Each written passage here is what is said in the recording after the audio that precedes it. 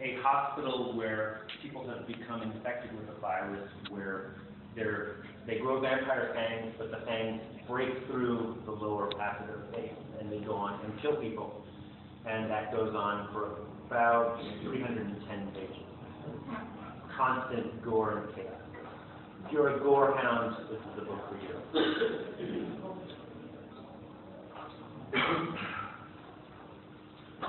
And my chapters are, the way the collaboration was done, it's 4 authors, and we each took 2 separate characters and followed them through the story. So it's a novel, not a short story collection. And the character I followed, for the most part, was Randall, a lumberjack.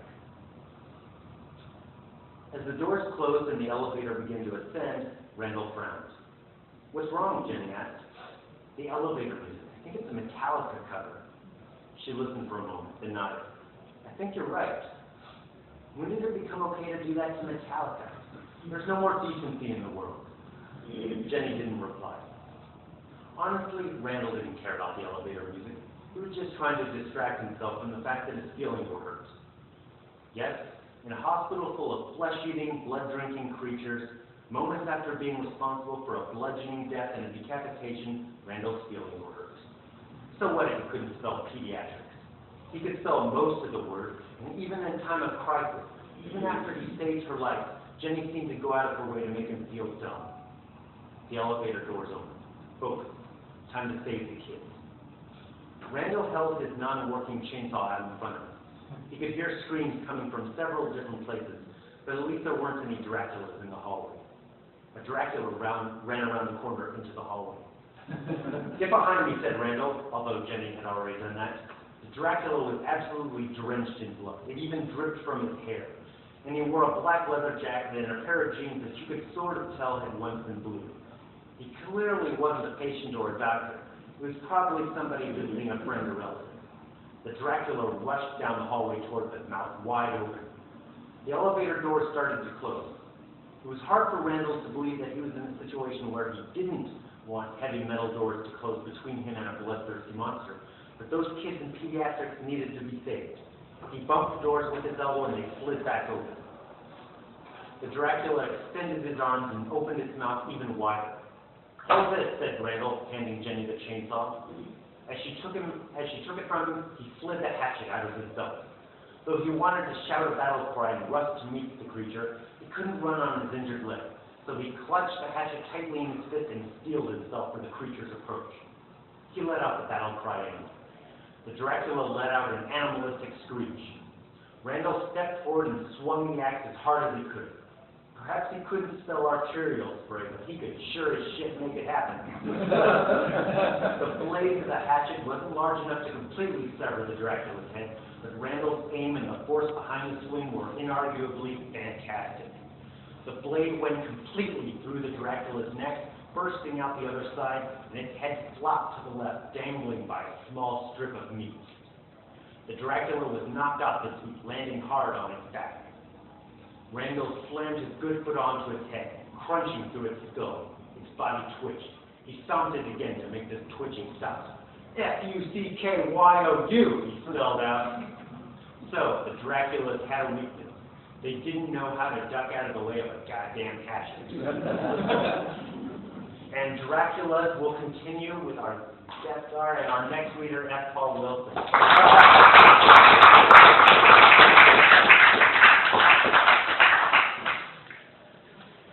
So my character was Clay Field, who is a cop, actually deputy sheriff, and he's also a gun nut. And I had such fun with this character that they wouldn't let me kill him. We tried. I tried, but they wouldn't let me. So his girlfriend has just called and left him a message to meet her at the hospital. This is before this is right after the outbreak, but she doesn't know about the outbreak. She's in another part of the hospital. So Clayton Field, damn hospital. Clayton Field Jr. tossed his cell phone on the passenger seat as he pulled out of the Gulf station. He'd been filling up his Suburban, a feat that required a small business loan in current crisis. And this was Jackson, and had missed Shannon's call. His return call had hit instant voicemail. She had her phone off.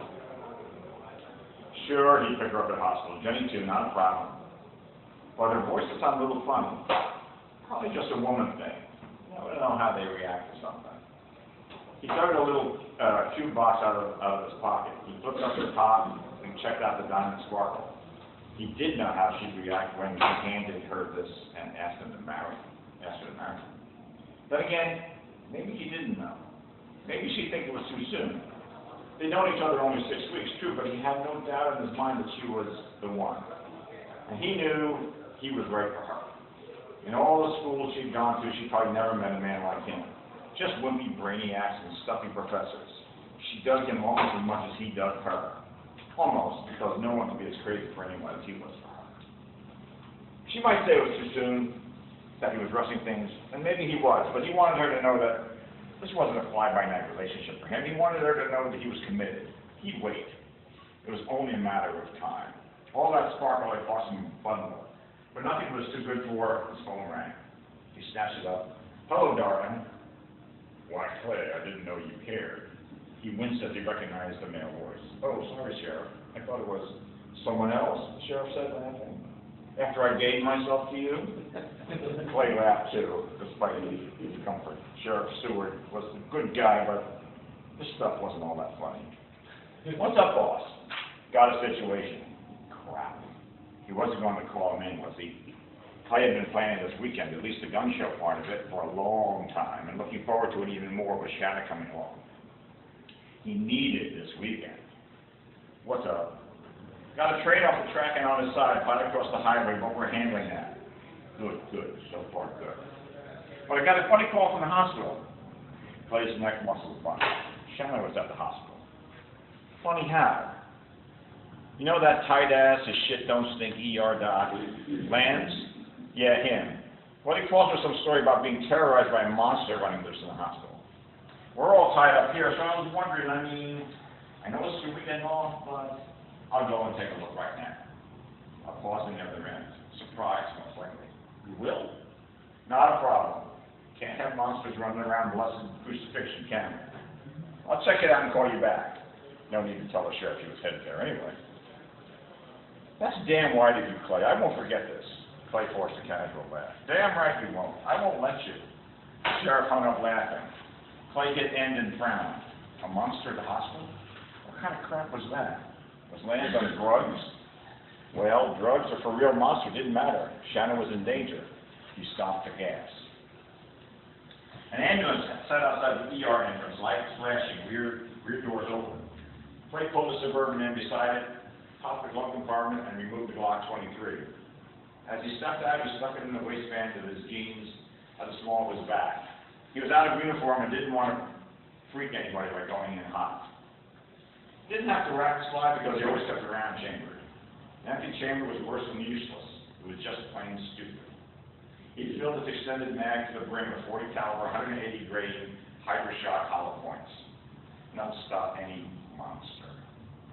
As he stepped toward the two-stage entrance, he saw someone in a hospital security uniform standing with his back to the inner doors. The outer motion detector caught his approach and opened one of the doors. The guard turned and Clay froze. His face. He was wearing some sort of Halloween mask, except Halloween was a long way off. The blood on most of the mask looked pretty damn realistic. But the teeth didn't work. Too big, too many of them, just plain unreal. Then it opened its impossible jaws and wiggled its tongue as it hissed at him. That was no mask. Some story about being terrorized by a monster when loose in a hospital. This was the monster. It charged him, talons extended. Clay backpedaled and pulled the Glock. Stop right there. The thing heard him, but gave no sign. In fact, it seemed to increase its speed. Clay raised the Glock in the official two-handed grip as it burst from the entrance. Last warning, or those claws, too close. Clay squeezed the trigger 3 times and put 3 40 caliber Hypershocks into its center of mass. The impact spun it 180 to the left, but it stayed up, staggering, but still on its feet despite 3 gaping exit wounds in the back. How was it standing? These Hypershocks, with that little center post in the hollow, expanded like mad. His lungs and maybe his heart had to be confetti. He staggered in a circle, completing another 180, then came for Clay again. What the hell? Clay went for the head this time, 3 more straight into the face. He saw blood and brains form a crimson halo behind it as the head snapped back. It went down like a felled tree, arms spread like branches to land flat on his back. Clay watched it for a few seconds. When it didn't move, he stepped up for a closer look. Jesus. 1 rounded ender through his fangs, snapping off half a dozen of them. 1 through the nose, the 3rd through the left eye. He'd never seen anything like this thing. 1 ugly mother. With the toe of his boot, he flipped it over.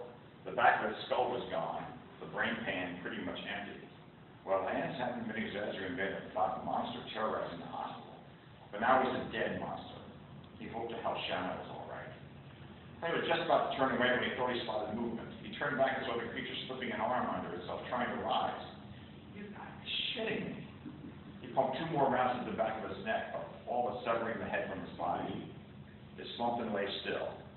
Clay watched it a full half minute to make sure it stayed down and still. It did. So he turned and hurried toward the entrance. He didn't know what he just killed, didn't much care. Worry about that later. His only thought right now was for Shanna. If that thing had hurt Shanna, what? Nothing much left to do except douse it with gas and set it on fire. He increased his pace to a fast trot. The door slid open and he entered hell. Blood everywhere, everywhere. An EMT on the floor with his throat ripped out, a patient on the stretcher likewise, and another EMT with her face ripped off and her throat torn open.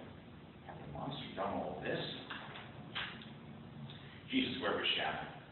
And then he moved us to his right as a blood-soaked nurse charged him from a side room, and he had the same goddamn teeth as the EMT outside, the same claws, and the same maniacal look in her black eyes. No warning this time. He put 3 slugs into her face, knocking her back, brains and blood and skull and scalp splattering the wall behind her.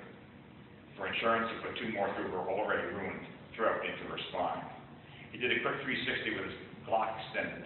More bodies, a couple in softball uniforms, and a floor awash with blood, but all quiet. What the fuck? Back to the nurse. Her bloody name tag read Rodriguez. Her throat had already been torn open when he first saw her. She should have been dead, as dead as she was now. But she'd been on her feet, charging. What was going on here? A noise, a hiss, he wheeled. A guy in a blessed crucifixion security uniform was getting off the floor.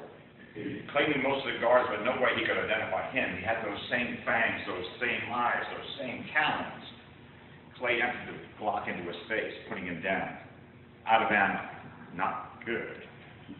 He had a feeling there were more of these things. As if to confirm his worst fear, the second security guard started hissing and twitching on the floor as giant fangs began to shred his face. Shit. He was going to need a bigger gun. Not a problem.